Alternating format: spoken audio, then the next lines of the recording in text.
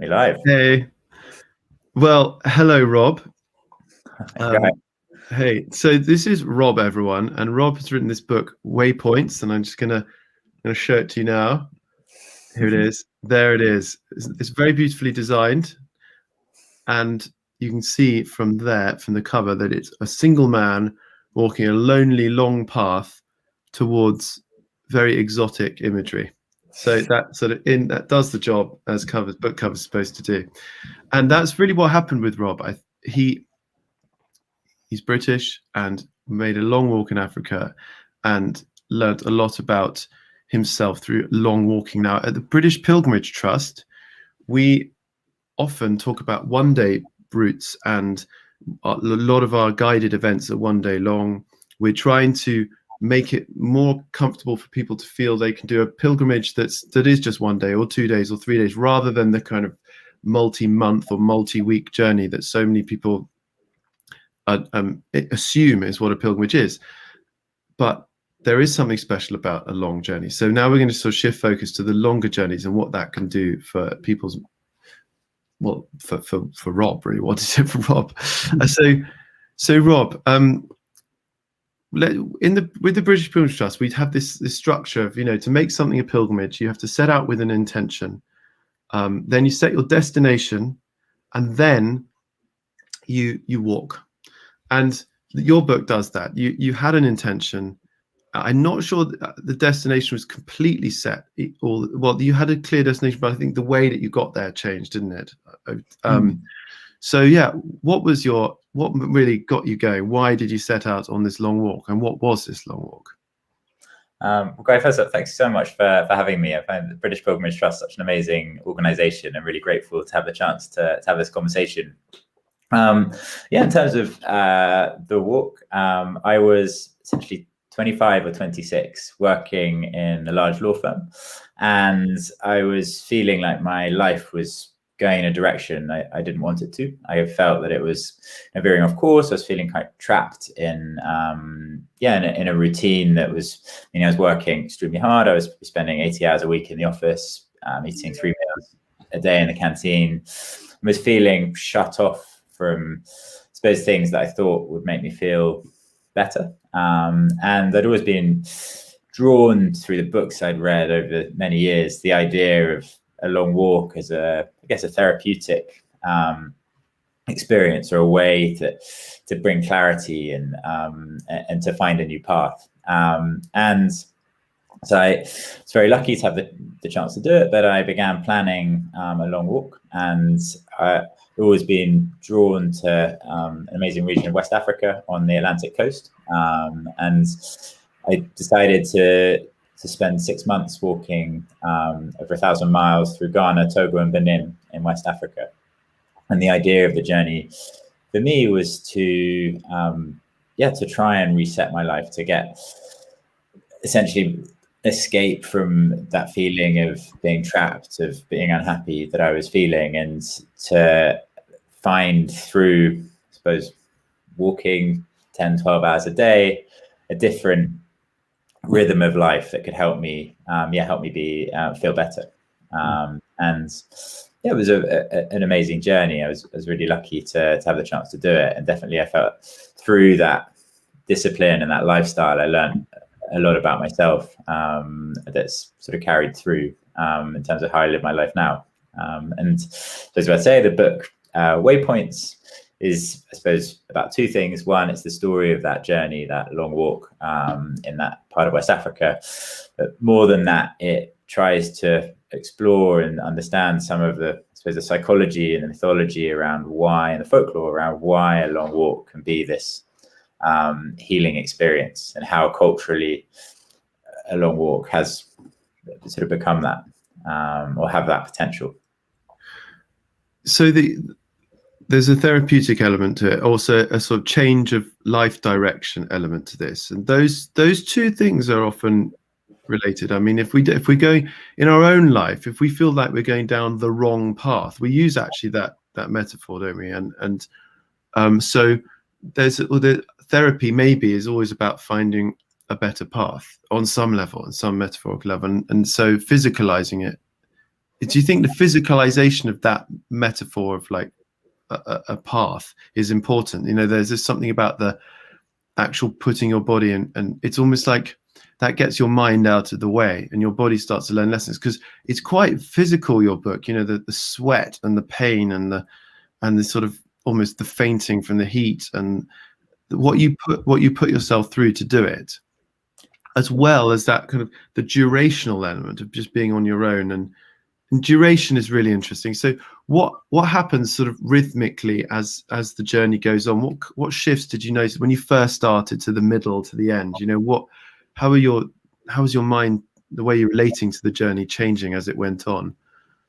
I think there's a lot there. And I think the physical is so important. And I think for me, it was about almost reconnecting my body and my mind. Almost before, it's been living in my head. I've been inside, I've been not moving. I'd spend probably 22 hours a day, inside, maybe 18 hours a day sitting down. And I become quite disconnected. And one of the reasons, I suppose, physically I became drawn to the idea of pilgrimage is when I was working in that office, I would run home often late at night. So I'd run home at midnight from Liverpool Street back to West London. And that 40-minute run would be the time that I would feel most at ease with myself. And I'd feel that I was almost putting myself back together in some way. And I was really interested in the idea that you could do that in a more prolonged way, and that through that longer experience drawing out, you could essentially tap into what I felt in that 40-minute run in a sort of deeper way. I think that's something, say, universal. That's interesting, because running and walking are quite different in terms of the effect they have on your mind. But walking, I suppose because mind, when you run, your mind becomes free and you're sort of just in the zone. When you walk, your mind, as in your mind is cleared when you're, sorry, not free, but when you're walking, it's more free to think and you start to have different thoughts. And did you have any kind of, you were doing it for this therapeutic element, did you have any moments where you felt the healing has happened, or, you know, like does it work like that, or is it like every so often you just suddenly think, something's changed about the way I'm thinking about that thing that I'd started with the problem that I started with? I think it wasn't as instant as that. I don't think there was ever a moment where I suddenly felt, you know, I don't know, like jumping into cold water. Maybe you feel that. Actually, it's a metaphor I use in the book, but you sometimes will suddenly feel that like physical clearing. It wasn't quite like that, but I think over time, the rhythm of the lifestyle, ultimately one of the reasons I was again drawn to the idea of pilgrimage, and one of some of the things I explore in the book is how you're shutting off so many inputs from around you. When I was living the life I was before, I would have inputs coming at me from all sorts of places the whole time. And whether it's hundreds of emails each day, going out, just doing so much stuff. And walking allowed a completely different rhythm of life. And for me, I only had kind of 40 possessions. I was carrying everything on my back. Each day I would have just one task, the miles to walk that day. And then I'd get in, I'd pitch my tent, I'd hang my wet clothes to dry, I'd put on my dry clothes, I'd cook, I'd sleep, and then I'd get up and do it again. And that, coupled with, I think, the physicality of just being on foot each day, I think that, for me, in any event, helped my mind kind of calm and helped me feel more at ease with myself, and then begins to give my mind space. And I think a lot of people find this walking, but space to work out whatever it is that needs to be worked out. And I certainly found that over the weeks and months I was walking, that was a kind of gradual process, particularly as I became more adapted to the lifestyle. Because at the start it was quite confronting, because physically it was more difficult than the lifestyle I was used to. And also I had a bit more doubt. I wasn't quite sure. I hadn't got into my rhythm, as it were. But once I was in the rhythm, it felt like a very calming lifestyle. And I think lots of people find that walking. And it definitely was something that enabled me then to free my mind. Yeah, it's interesting. It's almost like we've got this duality of that, well, many people will have this duality of the modern lifestyle, which is loads of stuff coming at you the whole time, and then this sort of slightly idealized, and it is idealized because it's so pure and simple, the way that the walking that you're talking about. And then you've got these two different lifestyles, and it's when you came back into the modern lifestyle, the more the stuff going on and hitting you all the time lifestyle, did you change that, or did you actually just go back into it in the same way as before, but just more calm about it? It didn't matter so much that you were being hit by so much stuff, or did you actively change the way that you did your life?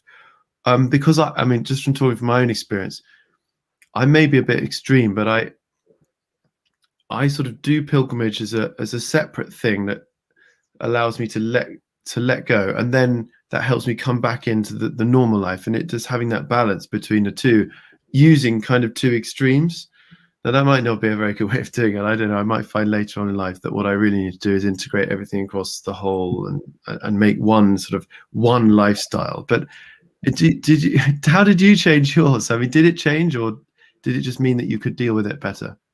I tried to change. I think in a way it's easy to sort of almost idealize what you're doing, and in practice it's not like that. I live a pretty hectic life. I'm not living in the way that I suppose the pilgrimage was I was in control of all of the inputs, and I sort of set it up in quite a structured way in terms of what you're doing each day. And obviously life isn't like that. I think two things since the journey. I've started a company called Tribe and a charity called the Tribe Freedom Foundation, which helps victims of human trafficking. And Tribe's a sports nutrition company, but through those two organizations, I am able to be kind of outside leading runs, leading walks a lot.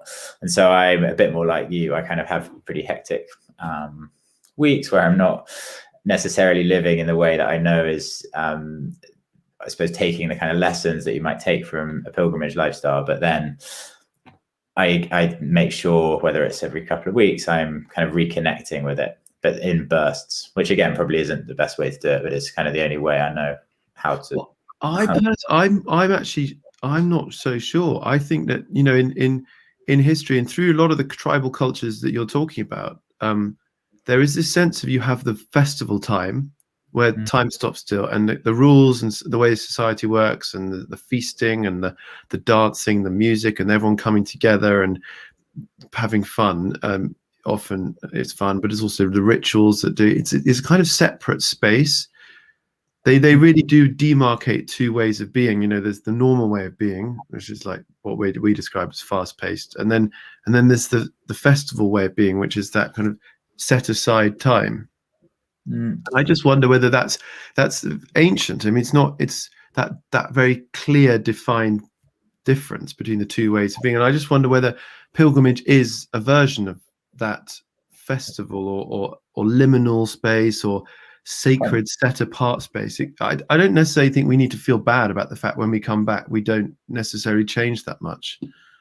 No, I think that's definitely right. Really interesting. And I think before I left, I would think about it almost like a fast, like a pilgrimage being for me almost like a fast, like maybe people would think about a fast where you're cutting certain things out of your life, and through that you're able to gain an important kind of distance. And I think fasting, I'm expert on fasting, but it can have that kind of benefit as well, albeit it's more kind of physical. And certainly one of the things in some of the places I passed, so in southern Ghana, for instance, in the Ashanti region, the idea of like trancing is a really for some peoples is still a really important practice. And I went to lots of celebrations where kind of trancing was practiced. And in the book I tried to explore a bit more,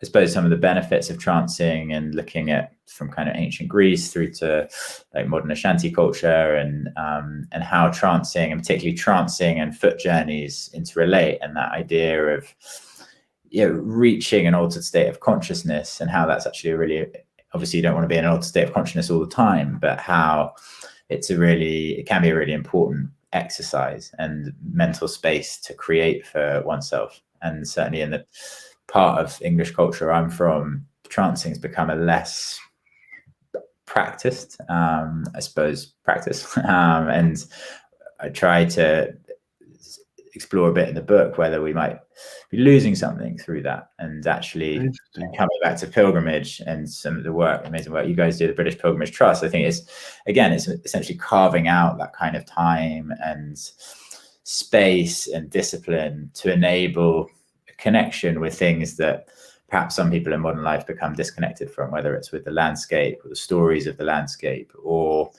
the practice of walking and what that does for, not to say it can induce an altered state of consciousness, but it's not a million miles away from that. And certainly I think those ideas around pilgrimage are really interesting. But it is, I find it is an altered state of consciousness, because I mean, in a very sort of basic way, whether this is not necessarily trance, but it has elements of trance to it. When people do a day's pilgrimage with us or 2 days, they often say the same thing, which is that I can't believe it's only 3 o'clock. It feels like I've been here for a week or something. It feels like we've done so much in the day, and time does expand hugely, like on a day where you're seeing so much, you're seeing so many different things. And so I think time perception is a big part of altered state of consciousness. It's one of the things that often changes, is that your sense of time changes. And so maybe you are in some kind of trance state, maybe not trance in terms of your eyeballs rolling and suddenly revealing the whites of your eyes and like foaming at the mouth, not necessarily that kind of trance. But although I think that would be great if British pilgrims started inducing such experience. But trance does come in many forms, I guess. And I think definitely. And one of the ideas and thinkers I look at in Waypoints is a guy called Mihaly Csikszentmihalyi. Have you? Csikszentmihalyi, yeah, it's really hard. I was going to pronounce it wrong, and you pronounce it right. I am. But he's an amazing, Hungarian American psychologist, and whose life's work essentially has been exploring the idea of flow state. And flow state is often described as kind of being in the zone. A sports person might speak of it like that, but his idea is that human beings are most at their kind of happiest when they're hitting flow state, and flow state is a kind of period of deep concentration, immersion in an activity, and one of the characteristics of it is losing any sense of time. And he talks about it.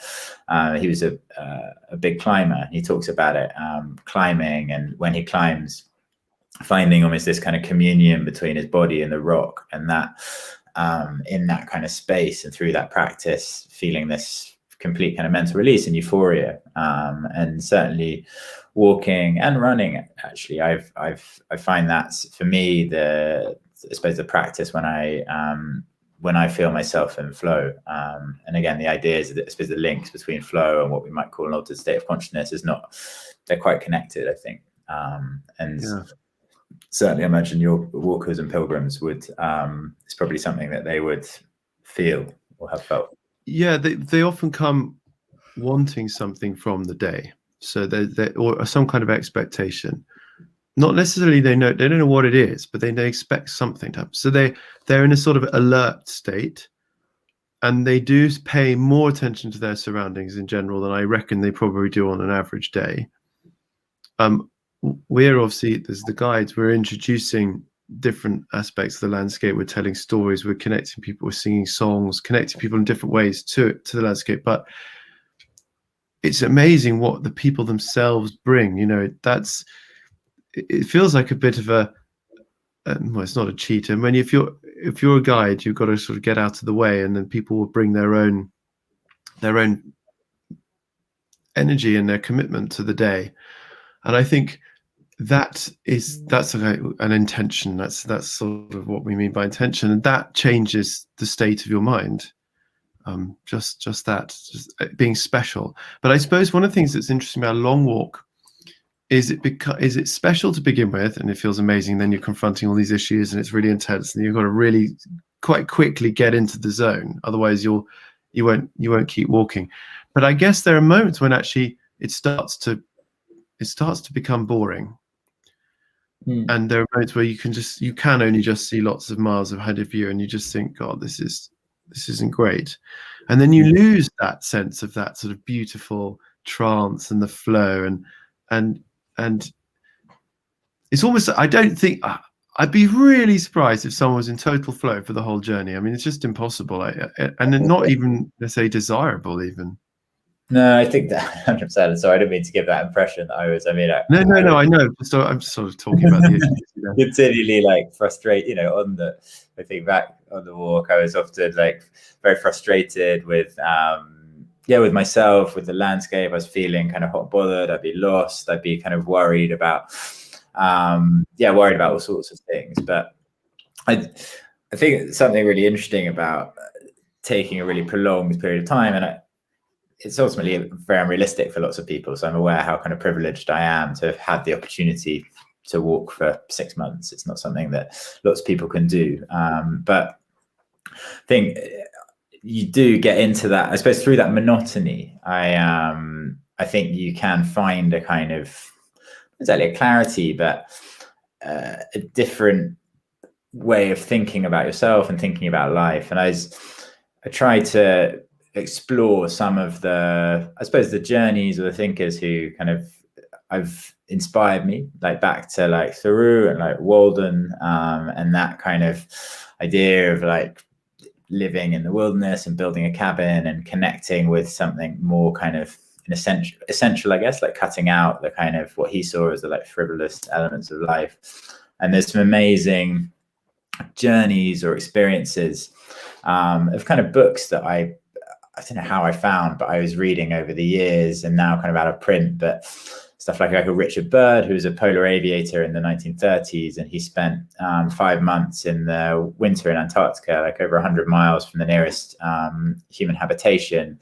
And he wrote this amazing diary about how he kind of survived or tried to thrive in that solitude. And he would walk each day taking bamboo stakes with him, because in whiteout, even if he was only 100 meters from his shelter, he could, lose the way and be kind of lost forever. And similarly, there's an amazing lady called Edith Bonn, who was arrested by the Hungarian Secret Service in the 60s and was held without trial for 7 years in solitary confinement. She wrote a book about how she survived that, and mentally, one of the things she did was she would walk each day in her cell and be imagining a journey, which she took 4 times during that period, from Budapest, where she was, trying to get back to London. And that kind of, I suppose, really interested in living in I suppose, forcing yourself into what can be quite a kind of monotonous way of life, but actually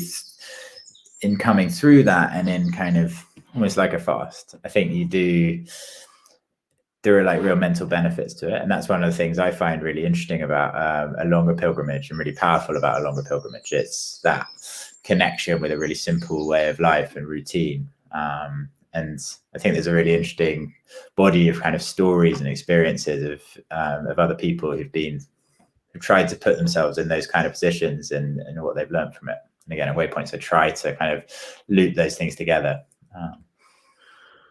Yeah, and do you think this 6 months is unrealistic on a sort of on a mass adoption scale? Obviously, but do you think there should be, but only because it really doesn't happen? That's the only the only actual reason it doesn't happen is because it doesn't happen. That there could be a way of changing society a little bit to make it more possible for people to do such journeys, and for that to be okay. I get the feeling that in times gone by, it was more normal to do this. Maybe very still unusual, but definitely not as impossible. And there are people that do these long journeys, even so, and they do tend to be kind of unusual people in general, maybe. But do you think the role of the vagabond or the vagrant or the whatever, do you think that's the wayfarer? Do you think this is an important trend that needs to keep growing, or do you think it'll just find its right level all the way through time? or do you think we need to make an active change? I think having active, I mean, I think the idea of like a rite of passage is a really interesting thing. And again, it's an idea I try and explore a little bit in the book. But the idea of going through some sort of test to try and better understand yourself and connect yourself with things that are important, be it like landscape or the stories of your people or whatever it is. I think there is a role for those. I don't know quite what sort of shape it should take, it would be for me to say, but I think there is an important role for those kind of experiences. And I think certainly in America, I've been reading about the resurgence of some of those kind of practices. So time out, I think it's almost like the kind of camp culture, but time out in sort of wilderness and for young people, and that experience being a really fulfilling one and an opportunity to grow in ways that perhaps we don't have in modern schools or the ways we kind of live now. And I think certainly if you zoom out, there are a lot of problems, but whether it's around mental health or physical health, young people in some ways seem to be, lots of young people are struggling. And I think certainly the idea of a foot journey is one way to confront some of those problems, I think, is it can have a really powerful, in terms of connection with nature, connecting with your body, it can have a really powerful experience. And I don't know exactly how it could work in a more sort of mass participation way, but well, it used, I think, from what I've spoke to one of our patrons, Rupert Sheldrake, about this issue a lot. He really believes in the importance of rites of passage, and what he also describes how this used to happen in the context of what was called character building exercises at school. And it'd be a school sending you out and just, you have to go on an orienteering exhibition to find your way through the landscape with just a map and a compass. And it was difficult, and you could actually get lost, and it wasn't easy to find your way around. And I suppose the Duke of Edinburgh is an attempt at that. It's a little bit more organized, not necessarily the mystical elements, but just being out in nature is so important. And, you know, at the British Pilgrimage Trust, we have a kind of we're trying to make it nuanced in terms of the way that people engage with holy places, and it's one layer of a much bigger tradition, which is just spending more time outside and walking. And it depends how big and how, you know, for many people, just walking in the countryside is a massive barrier, you know, that they've never done it before. And I mean, it's difficult to bring class into it, but I think that does have there is probably a class issue here. Certainly in a city, the more time that people have spent in a city, and they may never have actually gone to the countryside, some of these people, and shifting the educational curriculum around that would be huge, and it doesn't need to be mystical and tribal and deep kind of ancient wisdom. It doesn't have to be in that place. I think I think there is in some ways like a crisis around every, I think, 7 years, the NHS and the University of Leicester do a big, essentially it's a bit like a census in terms of mental health, looking at rates of various mental illnesses, one of which is bipolar. And if you look at the data from there, it's a big survey. If you look at the data from that, the instances of very severe mental illnesses, like things like bipolar over age cohorts, we go down to like present young people, is so high. And I think something is the way we're doing things. In some ways, we've lost touch with some things that I think are really important. I mean, I don't think we've yet quite understood the impact of some of the shifts we've made in our lifestyles. And I say that, I suppose I should say in a humble way. Obviously, I'm not a psychiatrist, I'm not a doctor, but from what I see, I think there are things we're really missing. And I think they're having really catastrophic effects for some people. And I think it's really important that we are looking more at how we can give people the opportunity to connect with things that I think everyone agrees are really important, like being in nature or physical exercise. And the government really doing that? I don't know. But it doesn't seem to me that those things are increasing. It seems to me that those things are decreasing, and it seems to me that's having a really negative effect on it. Yeah, I mean, there's always the consideration that the health sector is going to become overburdened, and it already is overburdened, and it's creaking at the seams with all this sort of money that needs to go into it. And so walking is really cheap. It's not a very expensive way to solving quite a few problems. It's got many layers to it. You've got the physical layer, you've got the mental health layer. So just physical health we know helps mental health, and then also has mental health benefits too. It doesn't cost much. It can be done the whole of your life.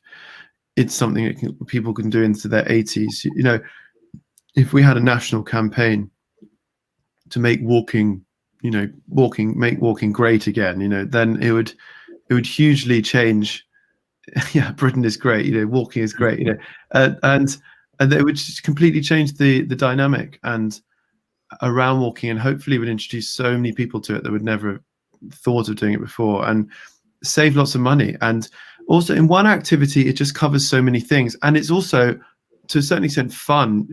Therapy, undergoing a course of therapy, a talking therapy course, or other usual more ordinary ways of trying to help mental health are in some way sort of not like a chore. I mean, they shouldn't. Maybe they're not always a chore, but there's a sense you have to go to it, and it's something you have to do to get better, but you wouldn't choose to do it otherwise. But walking, if you can build all of the principles of therapy into walking, then maybe you give something that's actually pretty enjoyable. Maybe not to some kids and teenagers who want to be playing video games, but it's still better than sitting in a room, maybe, or more enjoyable. So I think there's a lot going for it. It could really change things. Now, but I do want to talk about the more unusual, exotic, mystical traditions, and not just the big mainstream bigger ideas, because there is a lot to be learned from there. So I mean, we have an interesting wisdom tradition with the Celtic saints and the way that they engage with the landscape in nature, and had a mystical relationship with nature, and would go on long walks.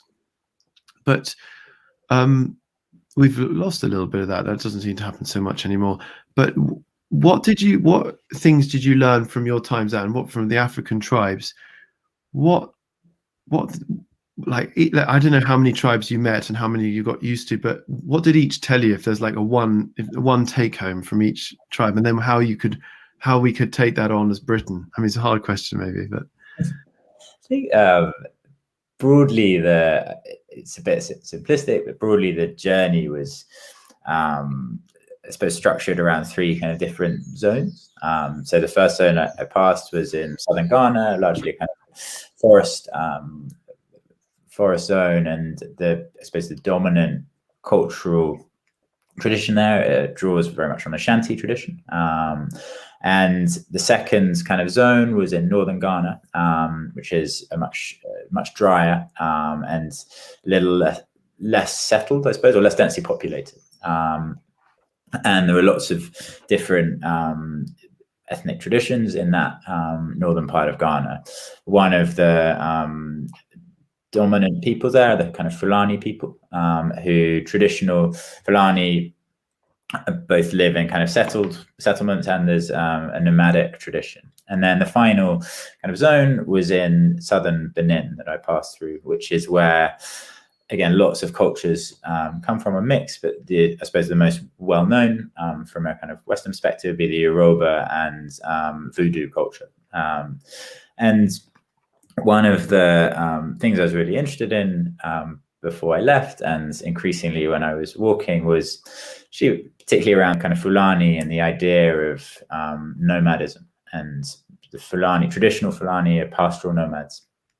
And so they're cattle herders. And I would often pass Fulani nomads on the road when I was walking. And I read quite a lot about Fulani culture and Fulani kind of values. And one of the things I found really interesting in terms of that journey was that kind of what we might call like minimalism, or pursuit of kind of freedom, but the idea of being able to kind of roam and how that was built into the way of life and the traditional stories, and all through down through the, I suppose, the roots of traditional Fulani culture. Some of the kind of myths of creation, and there are several, but one of the Fulani myths of creation is around how they came to be with the first man came to be with his cattle, and the idea that there's this sacred bond between cattle and herder, and that people would, through the present day, would even still kind of in the time of drought would drink direct from a cow's neck. And there are all of these kind of webs of way of life and ancient stories that I found, and particularly around a lifestyle that's built around the idea of roaming and the freedom to roam. And I found that it's so interesting, but it's amazing learning those different stories and then seeing what can seem to, maybe to me, who's from a very different part of the world, it seemed quite an extreme lifestyle in some ways, because every day it's walking, looking after a herd in quite a harsh landscape at times, and then seeing, very sadly, but in lots of parts of West Africa, that come into conflict with settled peoples, and actually the challenges of this very ancient way of life, as they've, particularly as desertification has meant that the herders have had to roam further south. Ultimately, that whole way of life is now under threat, and national borders not respecting the rights to roam. But so I suppose no, but it's interesting, and I wanted to talk about agriculture as well, because one of the things that's interesting about folk songs, and especially ones that relate to farming and the life of the folk who are doing this, who are making the songs and who are singing the songs, is that life is really simple. You know, it is pretty much just about getting up, doing your farming, plowing the field, singing a whole song about plowing fields, you know, and then maybe a bit of, you know, dalliance in the greenwood bushes with young ladies and young men, and there's a bit of that. And then there's the scandals that happen. But you know, it is a simpler, slower life, and I just wonder whether we've gone so far down the line of being so stimulated and with so many ideas coming in all the time, that really those songs and that art and those poems, they celebrate simplicity, and I just wonder whether we can go back to that, and whether we just have to somehow reintegrate. It's very, I don't know, can't get my head around it really, but it's like those people, it seems extreme to you because it's extreme from our perspective, but for them it's kind of normal, and yet healthy agriculture almost requires that simple approach. You know, the more complex it gets, I'm not necessarily sure it makes it better.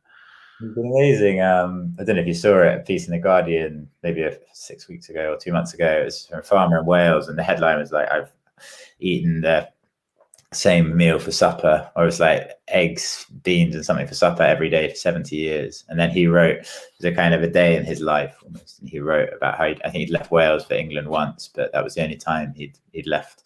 And he'd lived on the same farm all through his life. And it was amazing, moving actually, the story he told of his life. And I think there's a danger, particularly where you come somewhere like West Africa as a British person, with all of the horrendous history that British people have, horrendous things that British people have done in that part of the world, to kind of exoticize or romanticize, I suppose, the lifestyle of, say, a herder, for example. But I think one of the things I definitely found really interesting is that strength with which that lifestyle is celebrated and being preserved through practice in a really, I suppose, unique and special way. And similarly with the Welsh farmer is doing something similar in that piece. It's almost saying there is another way, and that actually that way might be better. And I think it's hard, I don't say sort of go back, but I think it's what's good about those, I suppose, almost those stricter ways of life. You don't have the same choices, perhaps, that certain people have. And do we have too much choice? How can you go back? There are very kind of difficult questions that I think that one of the things in southern Ghana that I found that I really enjoyed, I suppose, connecting with or learning about, was the strength of effort that was put into retaining connections with past generations, and this idea of like a wider community that involved both those present and those past, and that there were lots of very structured practices around keeping those connections alive and celebrating the ideas and the lives of both dead relatives and the more general kind of ancestors who were no longer remembered specifically, but the idea that was this body of people, and that body of people were who the present stand on the shoulders of, and they were very, very, it was very ritualized, and whether it was through dance, through trance, through lots of different ways, that those connections were preserved and celebrated and put right at the center of life in this life, but in terms of the rituals, and those, at least where I come from in London, is not something that I definitely felt, as I began to think about it, very kind of disconnected from any roots in the same way, and actually lack something because of that. I think a pilgrimage in Britain, there are aspects of it that do help with ancestral connection, maybe not directly to your own, but to the concept. We are quite good at heritage and history and recording names. We have gravestones, and we've got names, and you can research the names, and you can just be in the graveyard and just see these older stones, maybe from 1800s or 1700s. And just that helps you connect a little bit more with ancestors, the generalized ancestors. And then you've got folk songs as well that connect through time with an older way of being and an older way of an older person. And so there are these ways that are going to get you broadly interested in ancestors, and if you're lucky, you maybe find one in a graveyard or in a church or something that actually is your own. But then that can lead on to going on ancestry.co.uk and finding out about your own family, like asking your relatives, making sure you ask your older people, record their life, and ask about their parents and grandparents, and just, that is such a good thing to do if people were to interview their grandparents before they die and about their life and their family, and just get to know and also the problems in the family as well, not just the things that went well. And then I mean, there's a lady called Jill Peirce, who's Rupert Sheldrake's wife, who does family constellations. I did quite a lot of that, and there are ways of connecting with the ancestors in this society, in our modern society, that are like the tribal ways. And then Pixar films like Coco, The Day of the Dead, they are now sort of connecting us with the ancestors. I mean, there is a shift happening, I think. There's a need. I think people realize we do need to reintegrate these old ways, and it is going to come through. And the farms, there will be some people who just want to go out and do smallholder farming. That will just start to happen. I've got a couple of friends who've gone and done it. They've just started a smallhold and they love it. They don't want to go back to the life they had before, at least for now. But I wonder whether that'll just pick up a lot. Yeah. And then in terms of the British, let's just go there. This sovereignty thing, and who are we? British nation. I mean, all this stuff. it's got to be tied to the land. It can't be about a person or a people, because then you're going to get into the trouble of race. But the land does tell stories, and it's all of the people who've lived in that land that are worthy of being told stories. I mean, there's a play out called Black Men Walking, which is about telling the story of black peoples and communities who've walked through Yorkshire and have got stories to be told through that landscape. If everything gets tied to the land, it's fine. I think we can avoid the political difficulties, but we do have these King Arthur myths and Robin Hood and sometimes and the Mabinogion. You know, do you feel that like your tribes, they had these creation myths? Do you feel we need to reconnect with ours? How could we do that? You know, have you given it much thought? Not necessarily. I sort of thought about it in a personal capacity, maybe, just in terms of that. I think doing the walk I did and that interactional connection I had with different ideas and peoples along the way definitely made me realize how disconnected I was from my own people and stories and land in some ways. When I say people, sorry, the past and I think I've made a more conscious effort since to try to find those connections and to learn more about the story, you know, how the land is storied in Britain, and I think a lot of obviously what you do with British Pilgrimage Trust is like that is right the essence of it all. But whether it's reading or looking right back to those old myths and stories, but I think a lot of us know them, and they're, whether it's even like nursery rhymes we were told when we were kids, there are so many ways they are sort of communicated through the years. But I think it's just maybe more recently I've become, in life I was leaving London, you definitely feel a bit like you're not really attached to any land. And I think that's can be a kind of, it is important to have that rootedness. I think it can be quite grounding and important. And I think a lot of people, whether it's returning to farming or living a different lifestyle, are kind of trying to connect with that again and be more connected with the land and with the place and that feeling of rootedness. So it's quite obvious from talking to you that it has really affected you, this walk, which you then called a pilgrimage, and you've now got this charity, this foundation attached to your tribe, which is basically nutrition for the path or nutrition for the outdoors, and then there's a foundation where, I don't know, maybe it seems like something's actually come of this journey. It's not just the book, although the book's brilliant and it deals with lots of things we've talked about and more, but beyond that, you know, where it's some of the things you're talking about with getting children out to have these rites of passage. Is that what you're doing with the Freedom Foundation? The Freedom Foundation, so the Tribe Freedom Foundation exists to fight modern slavery. We do that in two ways. One is providing support to the victims of human trafficking, and the second is trying to disrupt it from happening.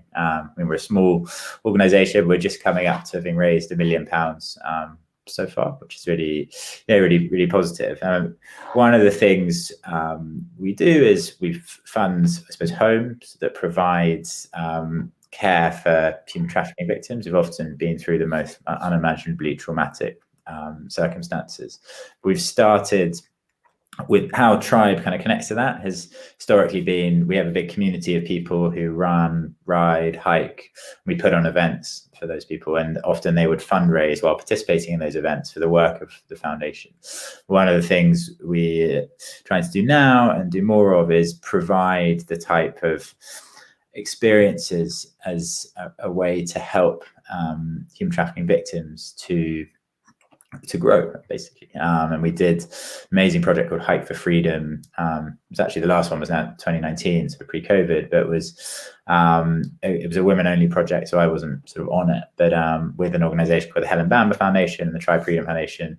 Actually, I think it was 12 women who'd been human trafficking victims climbed the highest 3 peaks as part of so the Ben Nevis, Snowdon, Scarfell, and those kind of projects are all around that. So trying to use those kind of journeys to help, build self-esteem, build as a sort of space for growth, a bit like for me that my walk was. And certainly in a less kind of targeted way, maybe we put on so many events where we'll be taking, say, groups up to the Lake District running, not sort of vulnerable groups particularly, but it's really amazing seeing the impact that, taking someone who's never been to the Lake District, guiding them on whether it's a 15-mile walk or a 30-mile run, and then camping overnight, and seeing how an experience like that can ultimately light completely new paths for people. And I've seen people who we did the first journey 3-4 years ago, and then they've gone on and done the most amazing